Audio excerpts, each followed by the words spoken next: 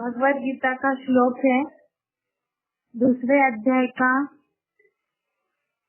श्लोक नंबर 70, अध्याय सेकेंड, श्लोक नंबर 70।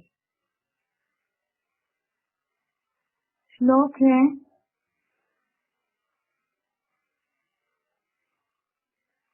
अपूर्यमानम अचल प्रतिष्ठम समुद्रमापः प्रविशन्ति यद्वत् तद्वत् कामा यं प्रविशन्ति सर्वे स शान्तिम् अमाप्नोति काम कामी।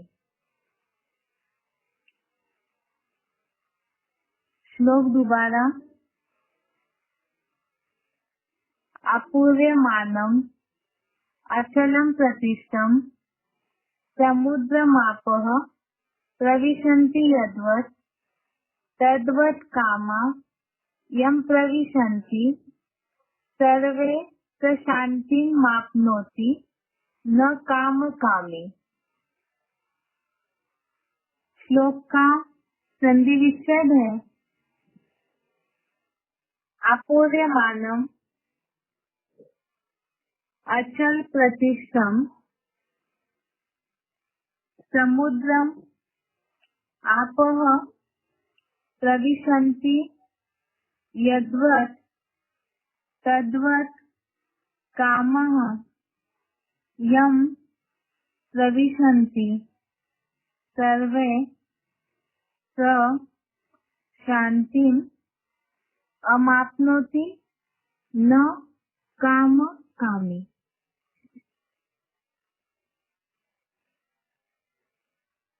संधि विच्छेद दोबारा। अपूर्यमानम अचल प्रतिष्ठम समुद्रम आपः प्रविशन्ति यद्वत् तद्वत् कामः यं प्रविशन्ति सर्वे स शान्तिम् अमाप्नोति न काम कामी। शब्दों का अर्थ है अपूर्यमानम अर्थात चारों ओर से भरपूर, अचल प्रतिष्ठम अर्थात अचल प्रतिष्ठा वाले, समुद्रम अर्थात समुद्र में, यद्वत् अर्थात जैसे,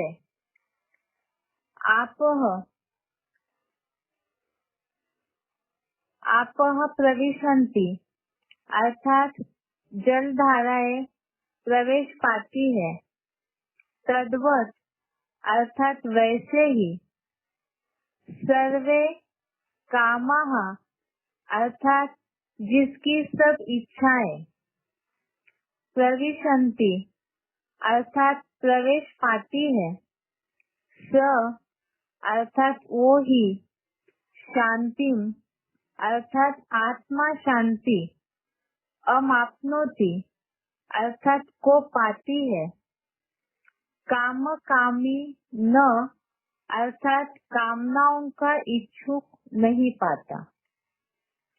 शब्दों का अर्थ दोबारा। अपूर्यमानम अर्थात चारों ओर से भरपूर, अचल प्रतिष्ठम अर्थात अचल प्रतिष्ठा वाले, समुद्रम अर्थात समुद्र में, यद्वत् अर्थात जैसे, आपः प्रविशन्ति अर्थात जल धाराएं प्रवेश पाती हैं, तद्वत् अर्थात वैसे ही,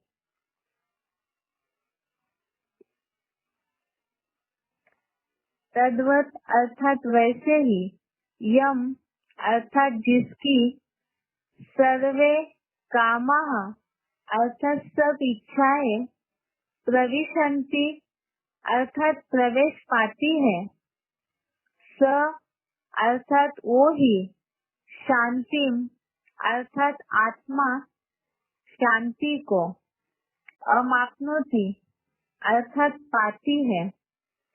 काम कामी न अर्थात कामनाओं का इच्छुक नहीं पाता। इस श्लोक का अर्थ है, चारों ओर से भरपूर अचल प्रतिष्ठा वाले समुद्र में जैसे जलधाराएं प्रवेश पाती है, वैसे ही जिसकी सब इच्छाएं प्रवेश पाती है, वो ही आत्मा शांति को पाती है, कामनाओं का इच्छुक नहीं पाता। श्लोक का अर्थ दोबारा देखिए।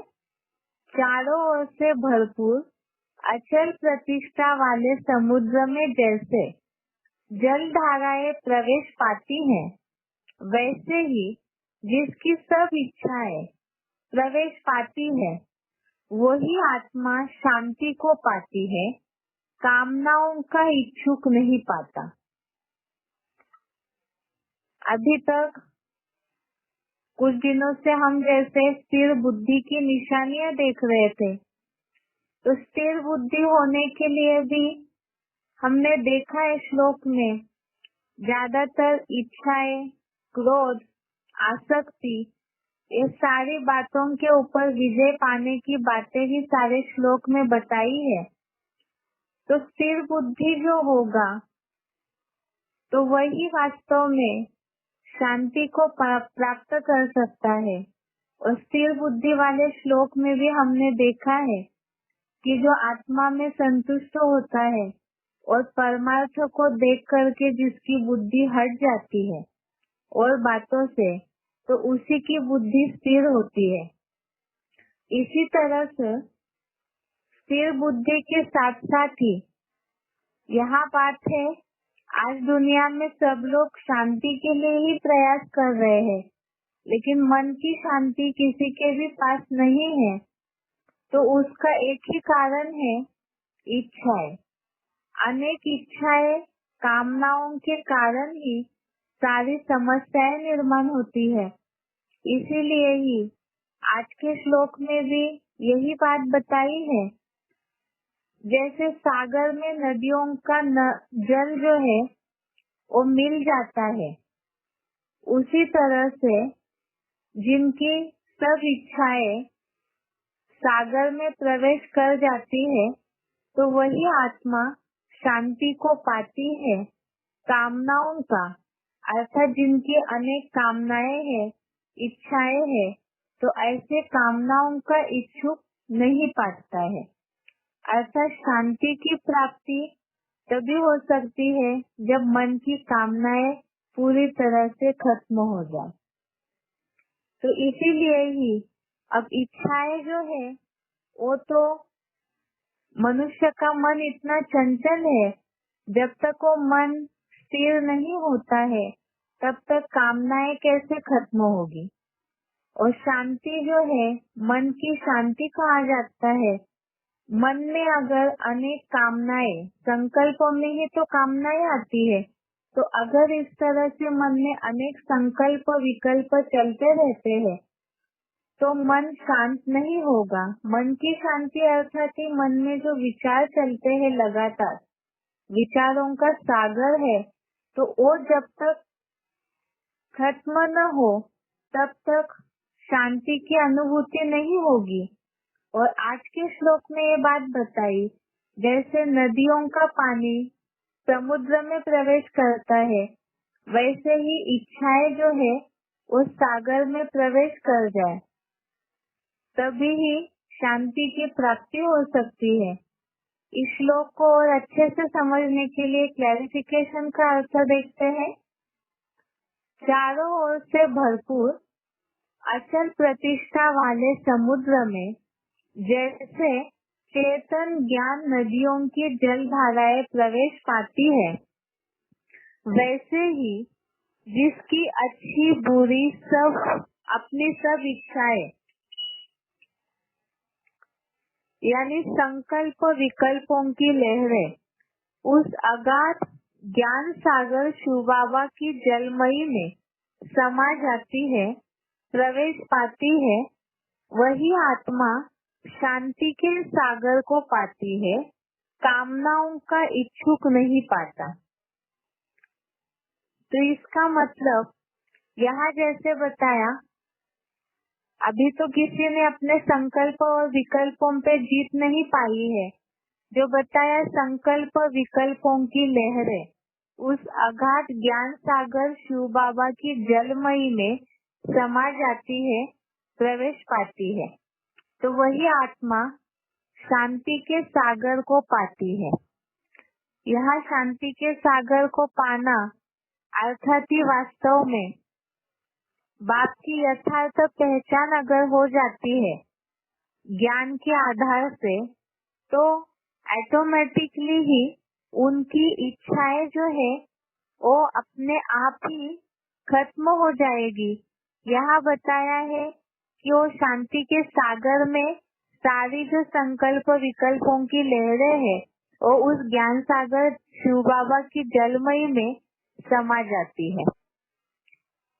जैसे मुरलियों में भी शिव बाबा ने कई जगह जो रिकॉर्ड बजता है, तो पुराने जमाने के जो भी गीत है उसका असली अर्थ तो शिव बाबा ही आकर के बताते हैं।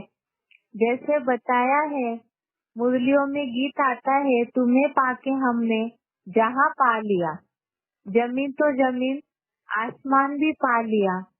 इसका मतलब एक शिव बाबा ही है जो सारे सृष्टि का बीज है, और उस बीज को अगर मुट्ठी में कर लिया तो ऑटोमेटिकली सारा दुख भी हाथ में आ जाता है। अर्थात अनेक इस दुनिया की अगाध इच्छाएं हैं। जैसे सागर में जल बहुत होता है, इसी तरह से इस दुनिया में मनुष्यों की इच्छाओं की, जो लोग कहते हैं इच्छाओं की पूंछ बहुत लंबी है। 16वें अध्याय में भी हमने इस बात को देखा है बेसिक कोर्स समझते समय कि इच्छाओं का कोई लिमिट नहीं होता है। और तामसी स्टेज में कलयुगांत में तो आज ये चाहिए वो चाहिए ऐसी बहुत इच्छाएं रहती है। लेकिन एक बार अगर बाप की यथार्थ पहचान हो जाए, अभी इसमें ये भी बात है जो भी ज्ञान में चल रहे हैं पीवी केस, तो बाप की पहचान तो हो गई, ये ज्ञान भी बुद्धि में आ गया कि शिव बाबा इस सृष्टि पर आए हुए हैं, मुरली सुनते हैं, तो उस आधार से ज्ञान तो बुद्धि में बैठा है। लेकिन फिर उसके बावजूद भी ये इच्छाएं जो है वो खत्म नहीं होती, या तो जिस तरह से जीवन में पूरी तरह से शांति का अनुभव होना चाहिए, जो श्लोक में बताया है कि शांति के सागर को पाती है। तो जब बाप को पहचान लिया तो फिर इस तरह से शांति की अनुभूति न होने का कारण क्या है, जिसके लिए मुरलियों में शिव बाबा ने बोला है कि बाप की अभी यथार्थ पहचान नहीं है। ये ज्ञान के आधार से ये बुद्धि में आ गया कि शिव बाबा इस सृष्टि पर पार्ट बजा रहे, लेकिन बाबा ने मुरली में बोला है कि मैं जो हूँ, जैसा हूँ, जिस रूप में पार्ट बजा रहा हूँ, वैसे यथार्थ रीति से उनको पहचानना है। तो जितना जितना हम ज्ञान की गहराई को समझते जाएंगे और अपने प्रैक्टिकल जीवन में धारण करते जाएंगे, तो उसी आधार से वो सागर जो है शिव बाबा का जो ज्ञान है वो जितना जितना प्रैक्टिकल जीवन में आता जाएगा, तो ऑटोमेटिकली ही ये जो इच्छाएं है वो उस शिव बाबा के ज्ञान सागर के ज्ञान जल में समा जाती है।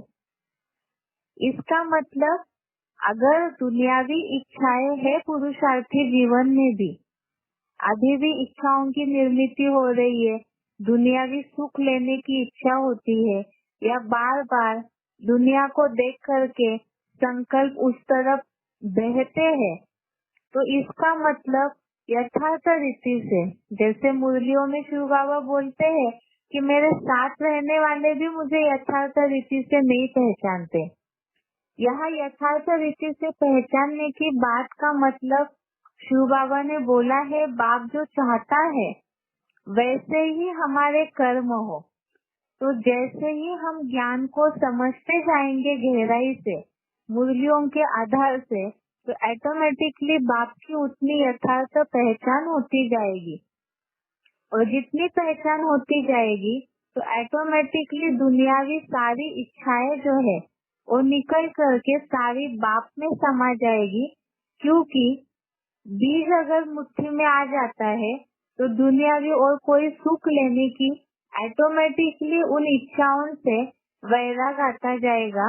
इसे ही बोला है कि जैसे नदियों का जल धारा है, ये तो नियम है दुनिया का कि नदियां जो है वो अपना पानी ले जाकर के सागर में मिलाती है। तो इसी तरह से यहाँ भी नंबरवार जो भी आत्माएं है, तो ये सारी इच्छाएं जो बताया संकल्प विकल्पों की लहरें उस अगाध ज्ञान सागर शिव बाबा की जलमयी में समा जाती है, प्रवेश पाती है, तो वही आत्मा शांति के सागर को पाती है।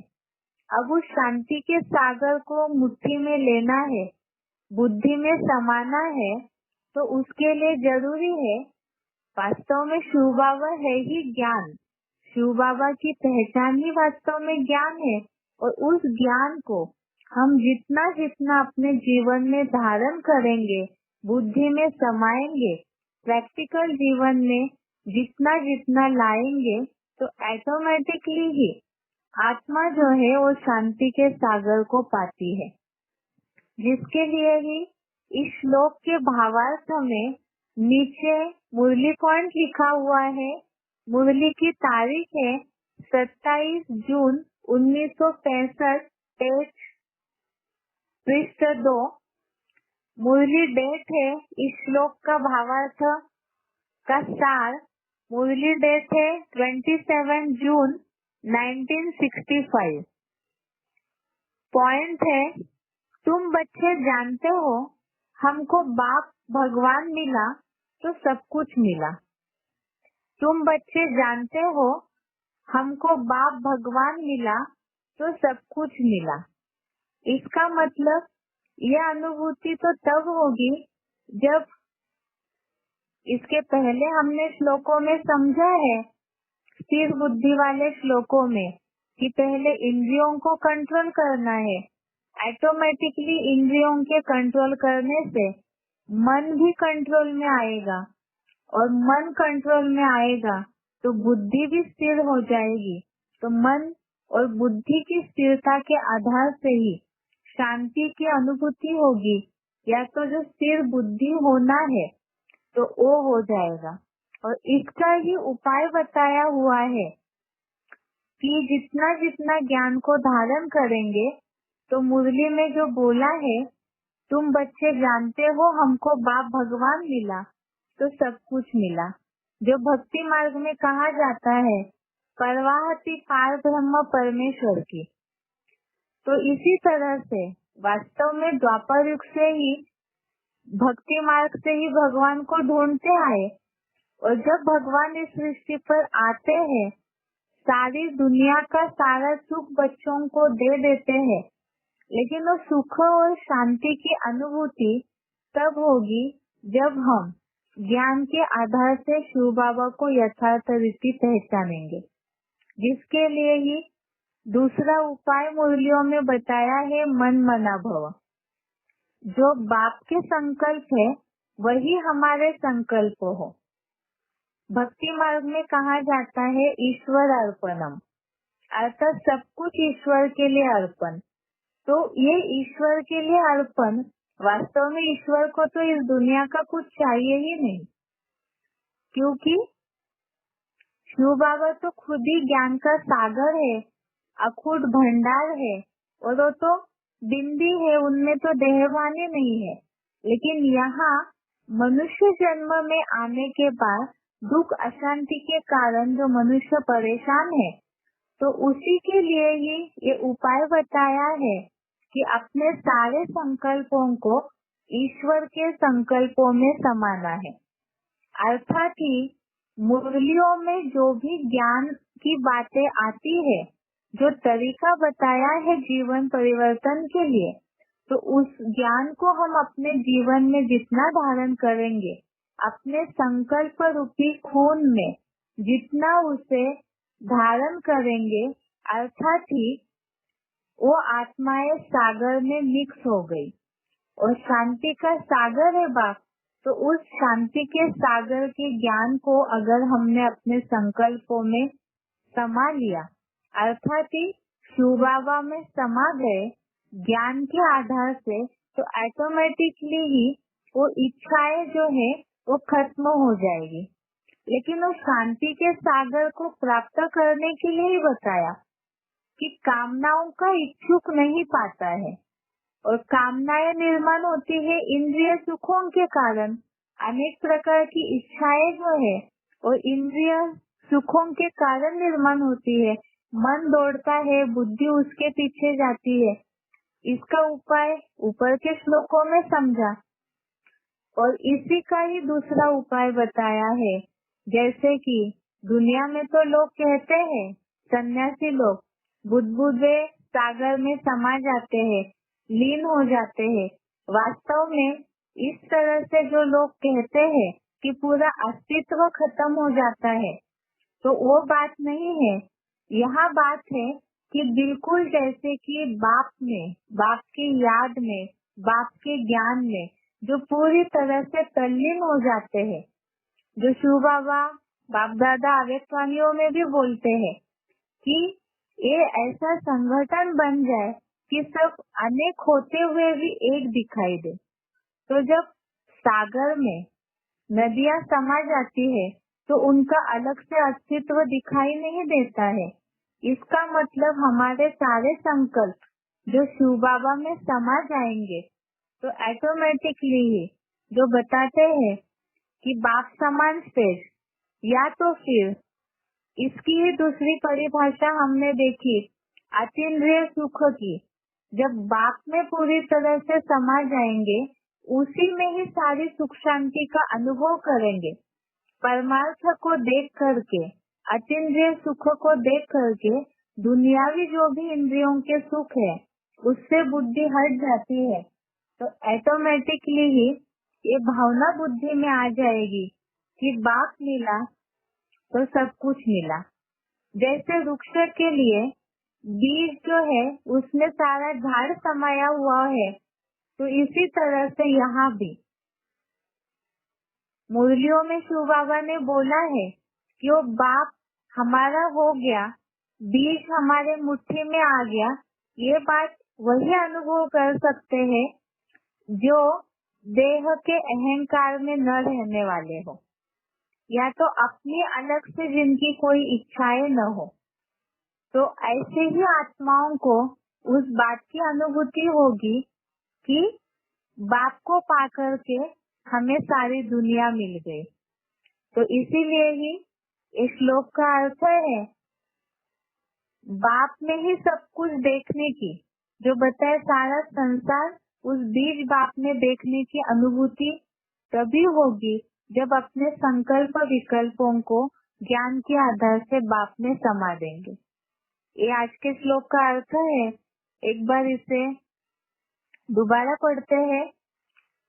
चारों ओर से भरपूर अचल प्रतिष्ठा वाले समुद्र में जैसे चेतन ज्ञान नदियों की जल धाराएं प्रवेश पाती है, वैसे ही जिसकी अच्छी बुरी अपनी सब इच्छाएं यानी संकल्प विकल्पों की लहरें उस अगाध ज्ञान सागर शिव बाबा के जलमयी में समा जाती है, प्रवेश पाती है, वही आत्मा शांति के सागर को पाती है, कामनाओं का इच्छुक नहीं पाता है।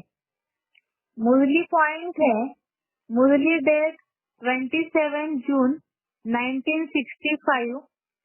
तुम बच्चे जानते हो हमको बाप भगवान मिला तो सब कुछ मिला। अब हमें बाप मिला, सब कुछ मिला, शांति के सागर को हमने पा लिया, तो बार बार अपने पुरुषार्थी जीवन में इसे चेकिंग करना है। अगर कहीं दुख अशांति आती है तो जैसे शिव बाबा ने मुरली में बोला है कि हम कोई भी इंद्रियों से कर्म करते हैं, कर्म में आते हैं इंद्रियों से, तो संकल्प तो चलेंगे ही। ऐसे समय में ही अगर अशांति की अनुभूति होती है कर्म करते समय, तो बार बार एक चेकिंग करनी है कि क्या हमारा संकल्प बाप समान है। मुरलियों में इस कर्म के लिए, इस संकल्प के लिए क्या डायरेक्शन दिया है। जब इस तरह से अपनी हर कर्म के लिए चेकिंग करेंगे तो ऑटोमेटिकली ही वो शांति के सागर की अनुभूति जरूर होगी, यदि हम बार बार अपने कर्मों को, अपने संकल्पों को श्रीमत के आधार से चेक करते हैं। और ऐसे जब होगी अवस्था, तब वही शांति की जो अनुभूति होनी चाहिए, जो बताया शांति धाम यही ठिकाना है सभी का, तो बाप ही हमारे लिए ठिकाना है।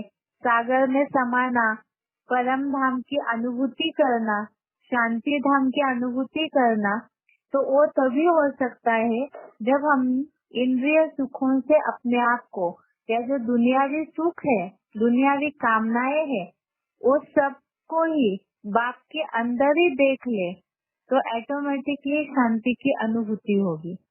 ये आज के श्लोक का अर्थ है। एक बार इसका उच्चारण सुनते हैं और इस श्लोक से रिलेटेड ही सिलेक्टेड पॉइंट है, उसे देखते हैं।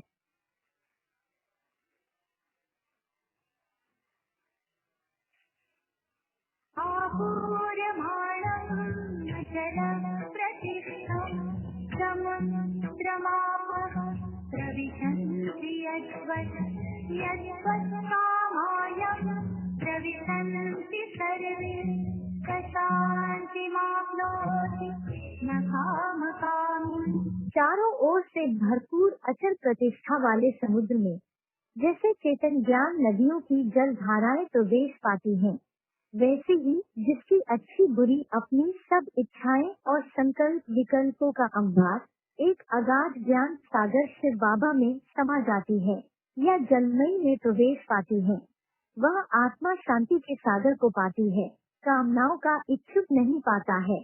तुम बच्चे जानते हो हमको बाप भगवान मिला तो सब कुछ मिला। मुरली तारीख 27/6/65 पृष्ठ 2 आदि।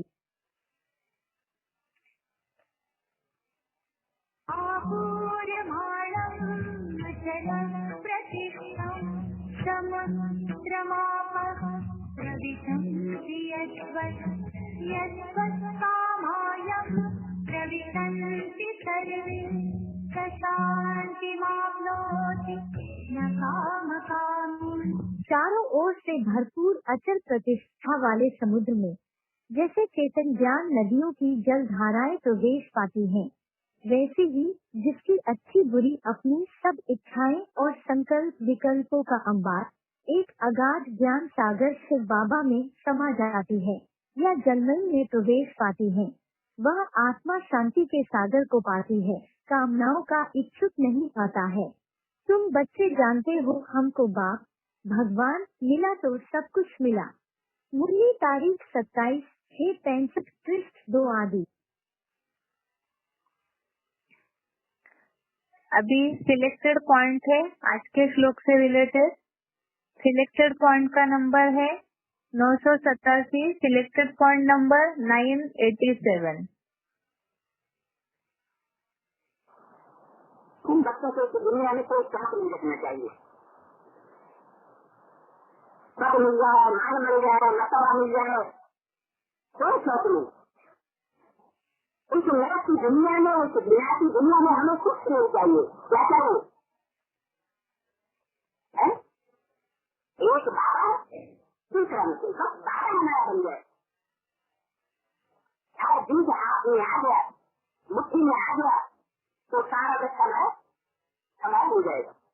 सारे वक्त में हमारा अधिपत्य हो जाएगा।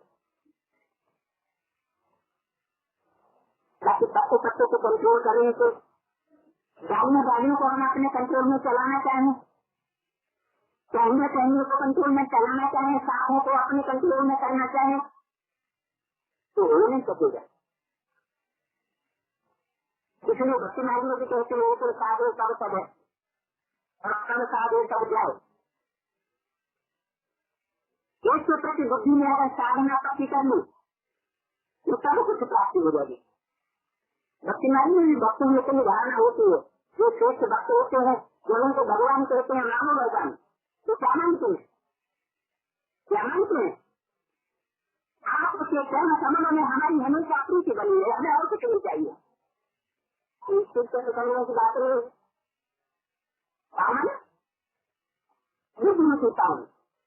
आपकी जो मत है, आपकी जो श्रेष्ठ मत है, उस मत में हमारी छूट बुद्धि बनी है, उससे हम कभी दूसरी से बुद्धि न बने।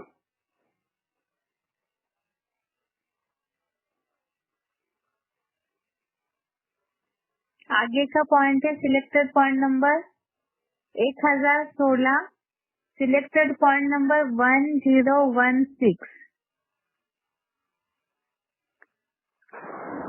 इस दुनिया में सूरत करने वाले एक सदगुरु है, सदगुरु को हमने पहचाना है। जो एक सेकंड में संकल्प हो सकता है, ऐसी भी विकराल स्थितियां परिस्थितियां हो, कोई संकल्प नहीं। एक शिव बाबा है, दूसरा बिंदु का मतलब ही पुलिस का। ये बड़ी तीव्र गति है योगी की, निराकारी गति है। अव्यक्तवाणी ने भी बोला, जो निराकारी है, निराकार की स्टेज में टिकने वाले हैं, योग बिंदु उनका की स्टेज में टिकने वाले हैं, वो संकल्प है पुलिस ऐसी आत्माएं तीव्र गति वाली होती है। कैसी गति होगी? तीव्र गति। पुरुषार्थ में बड़ी फास्ट जाने वाली।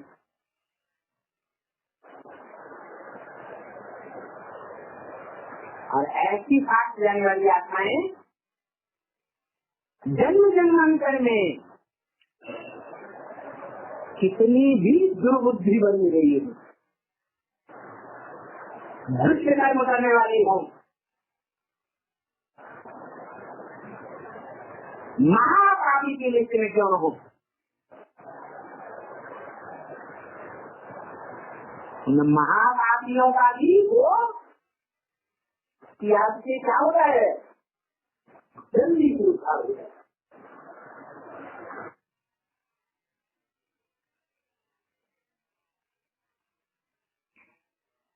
ये आज से श्लोक से रिलेटेड सिलेक्टेड पॉइंट है, जिसमें हमने सुना कि बीज के आधार से ही सारी इच्छाएं जो है ऑटोमेटिकली खत्म हो जाती है, तो पत्तों पत्तों में और मतों में बुद्धि भटकने की आवश्यकता ही नहीं है।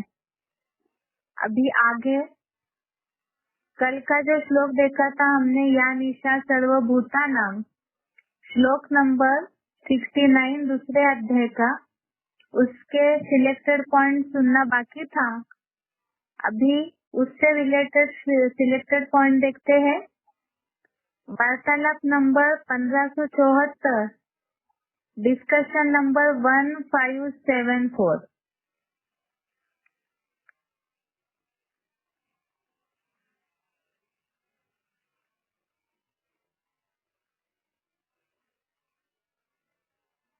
या निशा सर्वभूतानां, जो रात्रि सब प्राणियों के लिए है। कौन सी रात्रि? अज्ञान की रात्रि है। कौन सी रात्रि? सब प्राणियों के लिए, दुनिया के जितने भी प्राणी हैं उन सब के लिए आध्यात्मिकता रात्रि है। आध्यात्मिकता में वो साथ सोए पड़े हैं। सबको क्यों ले लिया, सबको क्यों समझ लिया? ज्ञान में चलने वाले नहीं है, है? फिर से उनको क्यों ले लिया? सर्वभूता नाम क्यों कह दिया? है? नहीं, सर्वभूता नाम माने में सर्व नंबरवार की बात ही नहीं। अंत समय का गायन है। जिस समय बाप की प्रत्यक्षता होगी, सूर्य उदय होने वाला होगा, उस महाशिवरात्रि के टाइम पर सब भूत क्या हो जाएंगे? जितने भी प्राणी हैं सब जग जाएंगे, सब सो जाएंगे। उस समय के लिए ये बात बोली हुई है। चाहे बीज रूप आत्माएं हो, चाहे आधार मूर्त आत्माएं हो, चाहे दुनिया की 500 करोड़ आत्माएं हो, सब अज्ञानता की नींद में सो जाएंगी। भौतिकवाद की दुनिया में जागृत रहेंगी और आध्यात्मिकता में सो जाएंगी। बाप कौन है? अरे बाप आप कुछ नहीं, ऐसे ही बातें हैं। विनाश होगा कि नहीं? अरे क्या विनाश कुछ नहीं हो, मस्ती से खाओ पियो मौज करो, है? रोटी कपड़ा और मकान कमाओ। ये कहाँ चक्करबाजी हो पड़ गए? तो ये अज्ञानता हुई या ज्ञान हुआ? अज्ञानता में सो जाएंगे, सब सो जाएंगे नंबरवार, कोई पहले और कोई बाद में। अच्छा आप हैं, वो भी नंबरवार सो जाएंगे। माया किसी को छोड़ती नहीं है। फाइनल परीक्षा में फिर क्या होगा? अरे कोई जागृत रहेगा या नहीं रहेगा? है? या निशा सर्वभूतानाम सर्वभूत प्राणियों के लिए रात्रि है। आध्यात्मिक ज्ञान कौन जागृत रहेंगे? हैं? आगे भी तो बोलो, बस निशा वाली बात याद रख ली है। हाँ, उसमें जो संयमी है वो जागृत रहता है। तो जरूर कोई संयमी भी है। संयमी माने संपूर्ण यम नियम करने वाला, इंद्रियों को संपूर्ण यमित करने वाला, नियमित करने वाला योग में, उसको कहेंगे संयमी। वो जागृत रहता है किसमें? आध्यात्मिक दुनिया में।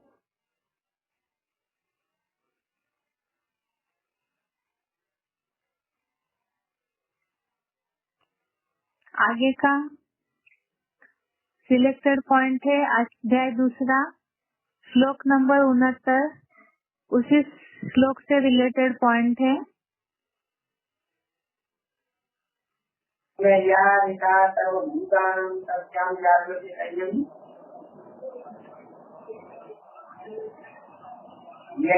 जागृति भूतानि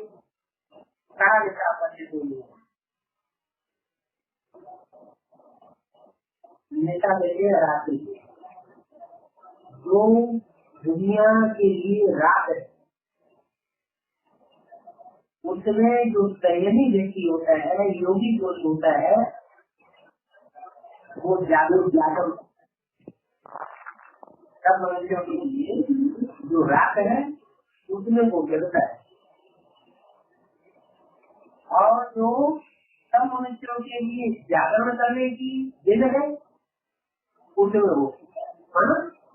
दुनिया वाले जिस दुनिया में बहुत जागरण कर रहे हैं, चैतन्य होकर के कर रहे हैं, उस दुनिया के जैसे कि उस हो गया, मर गया, जी उस दुनिया को देखते हुए नहीं देखता है। और जो दुनिया आने वाली है लेकिन सब, जिसे दूसरे धर्म वाले जन्नत कहते हैं, जिसे दूसरे धर्म वाले पैराडाइज कहते हैं, तो उस दुनिया में जाने के लिए वो शांत करने वाले जो मनुष्य है वही संयमी मनुष्य योग कहलाता है।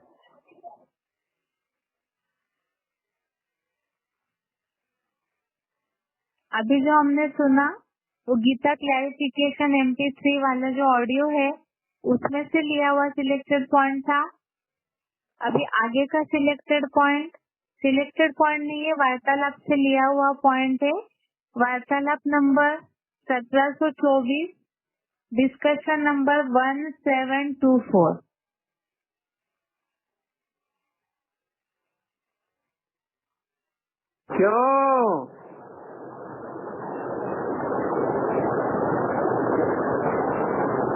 क्यों कहा जाता है?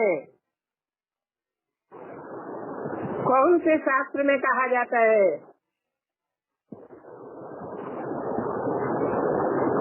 गीता में ही कहा हुआ है, या निशा सर्वभूतानां तस्यां जागृति संयमी।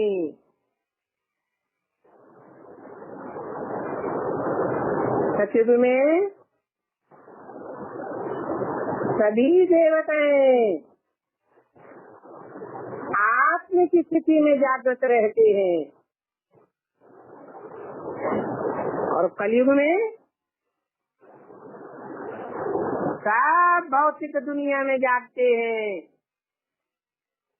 कोई भी आत्म की स्थिति में नहीं जागता।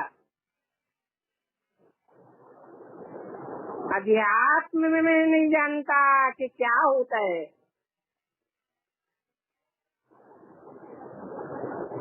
सभी भौतिकता में जीते हैं। तो ये कलयुग में भौतिकता रूपी अंधेरा होता है।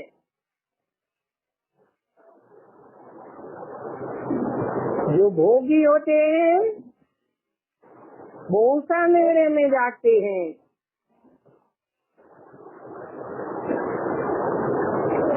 अर्थात सतयुग हो तो ब्रह्मा का दिन हो, तो जरूर अभी ब्रह्मा की रात हुई।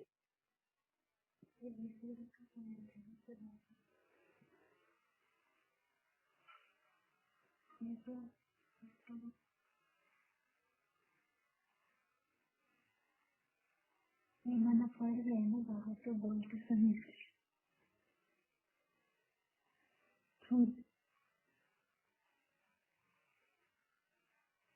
बता दो क्या विषय।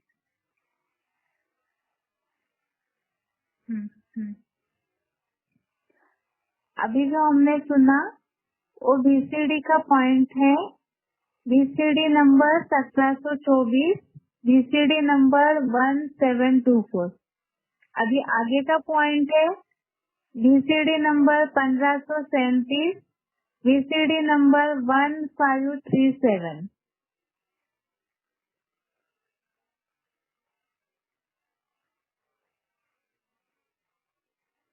रात की यात्रा क्या है? याद की यात्रा है।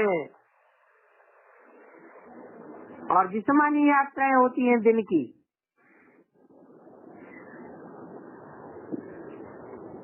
अमृत बेला सूरज निकलने से पहले रात्रि होती है ना, तो तुम रात के राही हो। अमरनाथ बद्रीनाथ जाते हैं तो दिन को सफर करके रात को सो जाते हैं। और तुम बच्चों की मुसाफरी है रात की।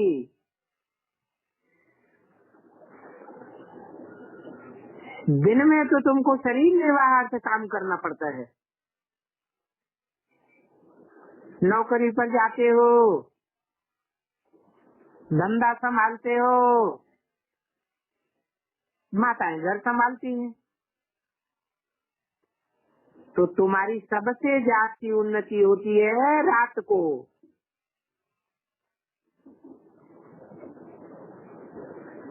जबकि सब मनुष्य सोए रहते हैं।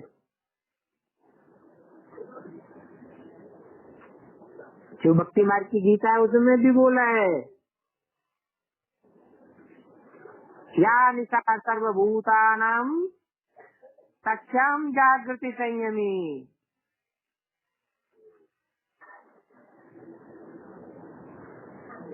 जो संपूर्ण इंद्रियों का दमन करने वाले होते हैं, इंद्रियों को कंट्रोल करने वाले होते हैं, वो रात्रि में जागरण करते हैं।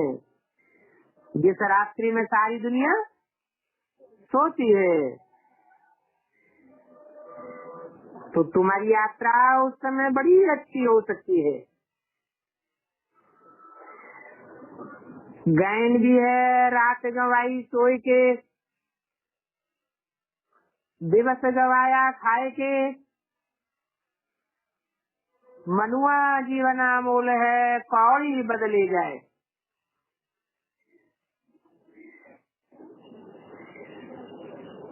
अगर रात्रि में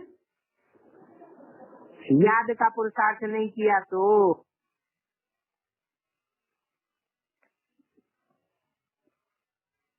अभी तक हमने ये देखा या निशा सर्वभूतानाम, इससे रिलेटेड सिलेक्टेड पॉइंट और विसिडी के पॉइंट, इसमें तो श्लोक से संबंधित बातें बताई है। आगे जैसे बाबा ने मुरली में बोला है कि पंचभूतों का जो आरोहण करते हैं, अर्थात वो अज्ञान की नींद में सो रहे हैं और जो आत्मिक स्थिति में जगते हैं तो उनके लिए दिन है। तो इसी हिसाब से साइंस, साइलेंस, डॉगली पढ़ाई और गॉडली पढ़ाई, इस संबंधित कुछ पॉइंट्स है और पॉइंट भी सुनते हैं, जिससे इस श्लोक का अर्थ और अच्छे से क्लियर होगा। जनरल सिलेक्टेड पॉइंट नंबर है 71, जनरल सिलेक्टेड पॉइंट नंबर 71।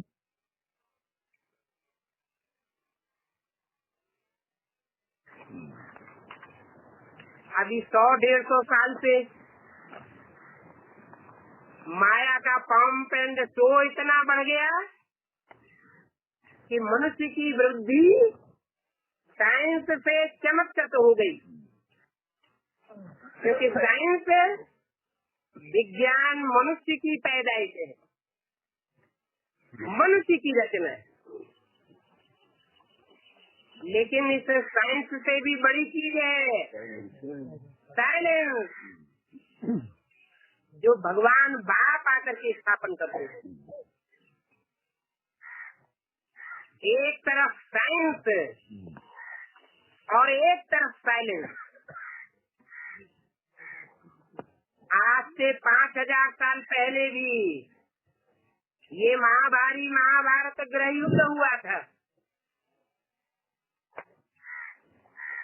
और ये लड़ाई चली थी, साइंसदानों की लड़ाई और साइलेंस धारण करने वालों की लड़ाई। जिन्होंने भगवान की सिखाई हुई साइलेंस को धारण किया, वो पांडव कहे गए, और जिन्होंने साइंसदान का पक्ष लिया, बुद्धि के चमत्कार को सत्कार दिया, वो कौरव और यादव कहे गए। दूसरे शब्दों में राम और रावण संप्रदाय कहे गए। साइंस और शास्त्र एक मनुष्य की रचना है या अनेकों मनुष्यों की रचना है? अनेकों मनुष्यों की रचना है। ये विचार की पैदाइश है। विचार वैश्यालय में होता है या शिवालय में होता है? जहाँ विचार होता है उसे कहते हैं वैश्यालय, और जहाँ राम का राज्य होता है, यथा राजा राम तथा प्रजा, अब विचारी होती है। तो साइंस है अनेकों बुद्धियों की पैदाइश, शास्त्र भी है अनेकों बुद्धियों की पैदाइश। एक मनुष्य ने शास्त्र नहीं लिखे, उन शास्त्रों के आधार पर जो चल रहे हैं, उन सांसदाओं के आधार पर जो चल रहे हैं, वो सब हो गए रावण संप्रदाय। उनकी बुद्धि चमत्कृत हुई पड़ी है, प्रभावित हुई पड़ी है, भगवान से प्रभावित नहीं, क्योंकि भगवान है एक और शैतान है एक।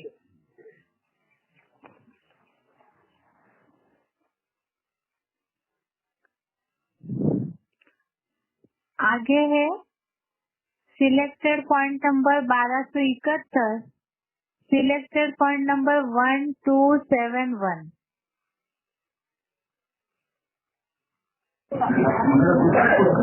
हाँ जी, हम लोग अभी बोलते हैं कि अभी वही पढ़ा करने चाहिए।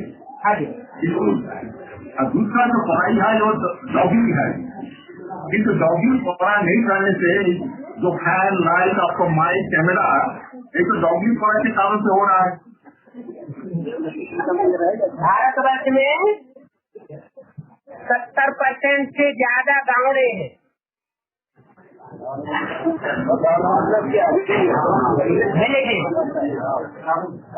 और उन गाँवों में जो रहने वाली ज्यादातर जनसंख्या है वो किसान है। किसान इस समय गरीब होता जा रहा है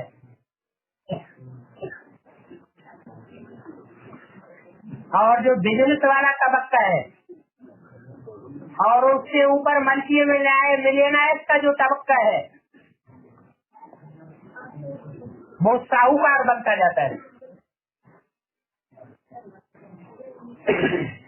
तो जिस बिजली की हम बात कर रहे हैं वो ऐसा तो नहीं है कहीं हम शहर में रह रहे हैं।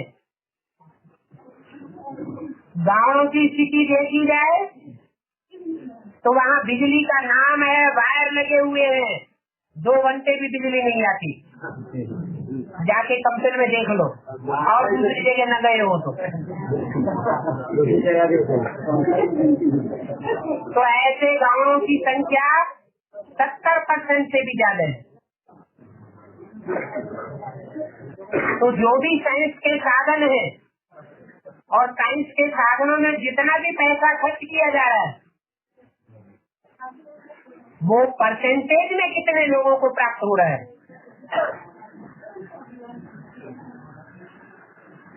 साइंस का ज्यादा से ज्यादा पैसा तो एटॉमिक एनर्जी में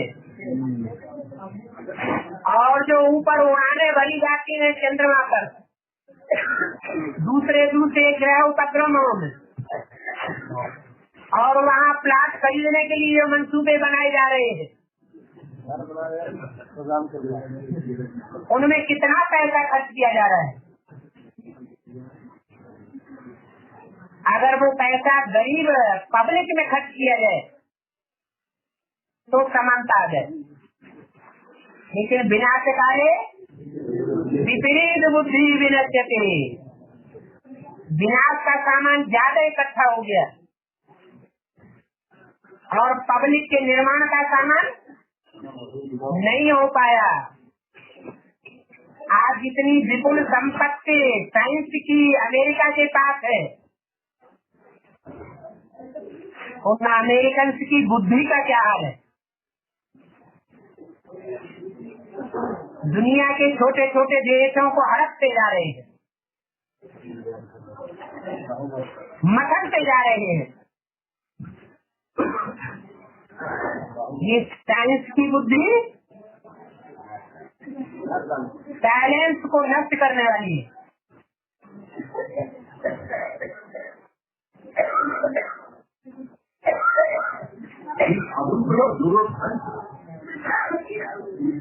अभी थोड़ा विनाश होने दो, फिर पता चलेगा कि विनाशी साधन कितने काम आते हैं और साधना कितनी काम आती है। जो साधना वाले होंगे वो जीत में रहेंगे और जो साइंस के साधनों के आधार पर जिनकी आदत पड़ चुकी है जीवन चलाने की, उनके हाथ फेल होने लगेंगे।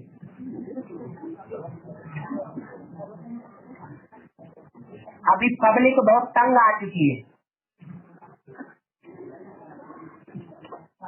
गरीबियों की गरीबी कहाँ तक बढ़ेगी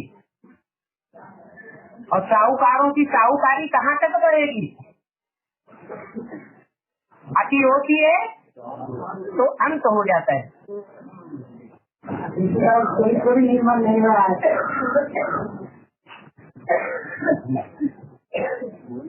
चरित्र की बात के ऊपर तो सारा ही मदार है।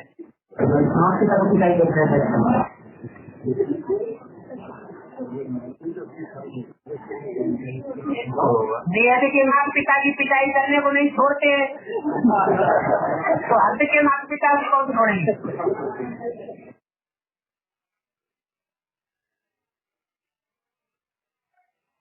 अभी हमने जो पॉइंट समझा, जैसे साइंस के लिए और डॉगली पढ़ाई गॉडली पढ़ाई के लिए, तो उसमें जो बताया है कि ये जो साइंस है अनेक बुद्धियों द्वारा होता है, जैसे रावण के अनेक सिर है तो अनेकों के द्वारा अज्ञानी आता है जो अंधकार फैलाता है। जो 69 नंबर श्लोक में बात आई है, अज्ञान अंधकार की रात्रि में सभी भूत प्राणी जगते हैं या भौतिकता की दुनिया में ही जगते हैं। तो इसी हिसाब से ये सिलेक्टेड पॉइंट देखे हैं, भौतिक दुनिया को ही जो सब कुछ मानते हैं अर्थात तो अज्ञान रात्रि में जी रहे हैं। आगे है वार्तालाप से लिया हुआ पॉइंट है। इसी श्लोक को सही रीति समझने के लिए वार्तालाप नंबर 1534, वार्तालाप नंबर 1534, टाइमिंग है 32 मिनट के बाद 32 मिनट के बाद से लिया हुआ ये पॉइंट है।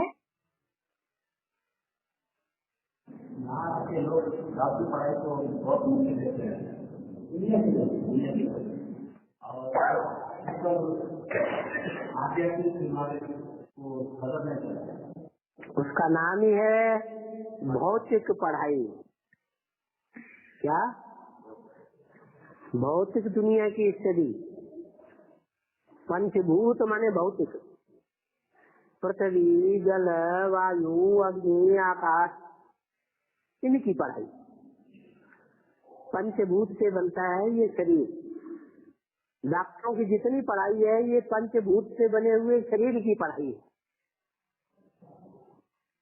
इसको अधि आत्मिक नहीं कहेंगे। अधि माने अंदर, आत्मिक माने आत्मा की, माने आत्मा के अंदर की पढ़ाई।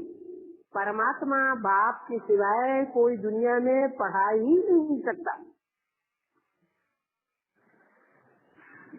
जो भी मनुष्य मात्र है सब देह अभिमानी, वो देह की पढ़ाई पढ़ते हैं, देह की पढ़ाई पढ़ाते हैं और देह का क्षण भंगुर सुख लेना सिखाते हैं। तो दुनिया में देहभानियों की संख्या ज्यादा है या आत्माभिमानियों की संख्या ज्यादा होती है? अरे भगवान के आने के बावजूद भी आत्मा के अंदर क्या है, आत्मा रूपी रिकॉर्ड के अंदर कैसे कैसे अनेक जन्मों का पाठ भरा हुआ है, ये जानने की जो इच्छा वाले हैं वो आध्यात्मिक मनुष्य है। और जो ये नहीं जानना चाहते वो भौतिकवादी दुनिया में रमे हुए हैं, भौतिकवादी दुनिया में सुख लेना चाहते हैं, भौतिकवादी दुनिया के सुखों में उनकी बुद्धि टिकी हुई है। तो उनकी संख्या ज्यादा होती है देह अभिमानियों की। भगवान के आने के बाद जो भगवान को फॉलो करते हैं, भगवान है ही आध्यात्म ज्ञान देने वाला, क्योंकि वो सदैव आत्मा है। वो कभी देहवान वाला बनता ही नहीं, वो तो अजन्मा है। पंच भौतिक शरीर धारण ही नहीं करता, धारण भी करता है तो प्रकृति को वश में करके करता है। प्रकृति वाले 5 तत्व पांचों तत्वों को अपने वश में लेकर के फिर प्रवेश करता है। आत्मा में प्रवेश करता है या शरीर में प्रवेश करता है? कहा जाता है रथ में प्रवेश किया, लेकिन कन्वर्ट शरीर को करता है पहले या आत्मा को कन्वर्ट करता है? आत्मा को करता है। तो भगवान का है आध्यात्म ज्ञान और दुनिया वालों का है भौतिक ज्ञान, पांच भूतों का ज्ञान। ईश्वर तो भूतों की दुनिया से निकाल करके हमको शुद्ध आत्मा बनाने आया है। हम कौन है? ये सच्ची पढ़ाई हमको पढ़ाता है। हम पंचभूत नहीं है, पांच तत्वों का पुतला हम नहीं है, हम देह नहीं है। हम तो पांच तत्वों से परे आत्मा। लेकिन जन्म लेते लेते अनेक जन्मों का सुख भोगते भोगते आत्मा इन पांच तत्वों के वशीभूत हो गई। तो वो आध्यात्म ज्ञान देने वाला हमको इन पांच तत्वों की वशीभूत होने की प्रक्रिया से दूर ले जाता है, एकदम मुक्त कर देता है। कैसे? क्या सिखाता है? पहला पाठ, तुम ज्योति बिंदु आत्मा हो। ये ज्योति बिंदु आत्मा ऐसे ही है जैसे राजा ऊंची गद्दी पर बैठता है, पूरे राज्य को, राज्यसभा को कंट्रोल करता है। ऐसे ये शरीर रूपी राज्य को कंट्रोल करने वाला आत्मा रूपी राजा मूर्धन्य में, जिसे कहते हैं भ्रकुटी का मध्य, वहां बैठता है। और भ्रकुटी के मध्य में बैठ करके सारी इंद्रियों को, चाहे ज्ञान इंद्रियां हो, चाहे कर्म इंद्रियां हो, चाहे पूरा शरीर हो, सबको कंट्रोल करने वाला है। ये आध्यात्मिक ज्ञान हमको देता है। अधिमानी अंदर, आत्मनि आत्मा, आत्मा के अंदर का ज्ञान लेने के लिए आत्मा के ऊपर कॉन्सेंट्रेशन करने की प्रैक्टिस करनी पड़े। अब 63 जन्म से तो हमारी पक्की प्रैक्टिस पड़ी हुई है देह को याद करने की, देह की इंद्रियों का सुख लेने की। तो संग का रंग किसको लगेगा? पंचभूतों का सुख लगेगा, संग का रंग लगेगा, या आत्मा परमात्मा का संग का रंग लगेगा? है? पंचभूतों का संग का रंग लग गया। इसलिए संख्या उनकी ज्यादा है। भौतिक पढ़ाई पढ़ने के लिए जो प्रेफरेंस देते हैं,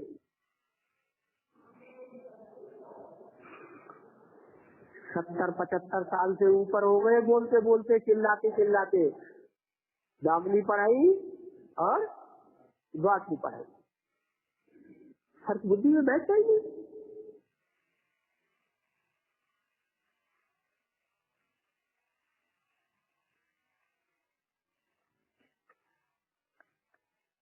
आगे का है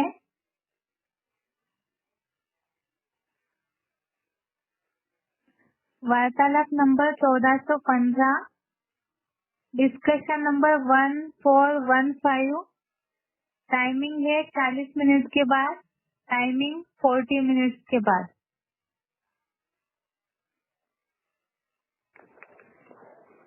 स्कूल में पढ़ते हैं, स्कूल में पढ़ने से दागनी पढ़ाई बोला जाता है। दागनी पढ़ाई बोलते हैं, इसका अर्थ क्या है? ये अर्थ है कि दाग कुत्ता को कहा जाता है। किसको कहा जाता है? कुत्ता को कहा जाता है। और कुत्ता क्या करता है? कुत्ता जो होता है वो अकेले एक कुतिया के पीछे नहीं फिरेगा, एक कुतिया के पीछे 10 कुत्ते पीछे पीछे करते रहते हैं।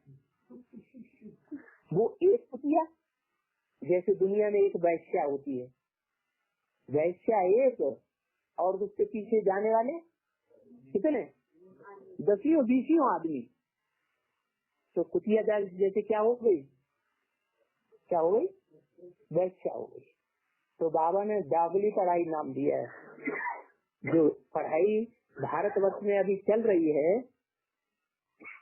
वो पढ़ाई निर्धारित किसने की, कौन सी पढ़ाई पढ़ाई जा रही है, विदेशियों की पढ़ाई पढ़ाई जा रही है या भारत की पढ़ाई पढ़ाई जा रही है?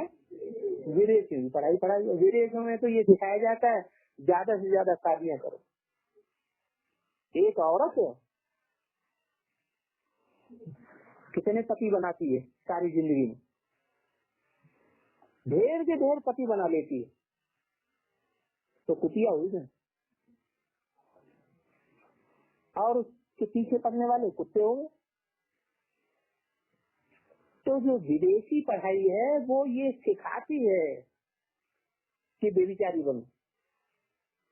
भारत की पढ़ाई ऐसा नहीं सिखाती। भारत में तो सती स्त्रियां हुई हैं,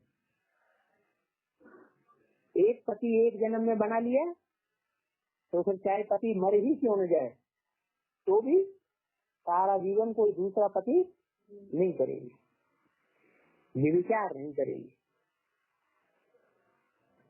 तो उसे गॉडली पढ़ाई कहा जाता है। गॉड जो पढ़ाई पढ़ाते हैं वो गॉडली पढ़ाई, गॉड गॉडेस कहा जाता है देवी देवताओं को। राधा की दृष्टि कृष्ण में ही डूबेगी, कृष्ण की दृष्टि राधा में ही डूबेगी। तो ये गॉडली पढ़ाई है। राधा कृष्ण गॉड गॉडेस है, देवी देवता है ना, कि कुत्ता कुतिया।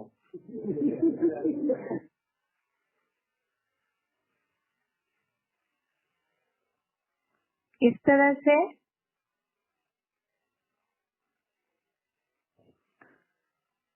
या निशा सर्वभूतानाम, इससे लागू होने वाले सिलेक्टेड पॉइंट हमने देखे।